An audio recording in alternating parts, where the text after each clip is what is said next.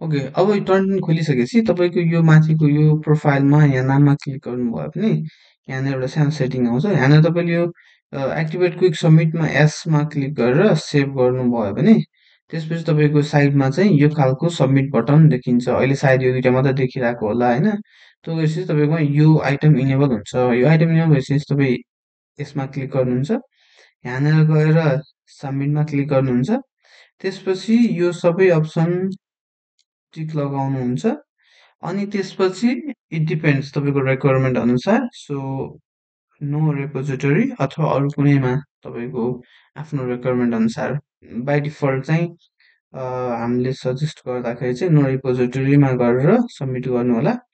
अनि त्यसपछि यहाँनिर स्टुडेन्टको नाम test 2 test submission title first check or something होइन।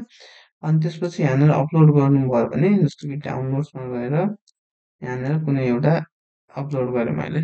ओके, यो अपलोड गरिसकेपछि यो आउँछ। यसलाई यहाँनिर कन्फर्म गरौँ।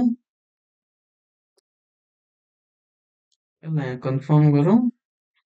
यसलाई कन्फर्म गरिसकेपछि गो टु असाइनमेन्ट इनबक्स गरेर छोडिदिनु। त्यसपछि केही टाइमपछि आफ्टर फ्यु मिनट्स यहाँनिर यो सिमिलर रिपोर्ट यहाँ देखिन्छ एउटा हो। यो यहाँ देखियो होइन। अब यहाँ क्लिक गर्नुभयो भने यसले हाम्रो चाहिँ स्टुडियो खोलिदिन्छ, जहाँ चाहिँ यो फिडब्याक स्टुडियोमा चाहिँ हाम्रो त्यसमा चाहिँ एक्चुअलमै त्यो डकुमेन्टमा एआई कति छ भनेर यहाँनिर चाहिँ यसले डिटेक्ट गरिदिन्छ। यति नै यो भिडियोको लागि। Thank you.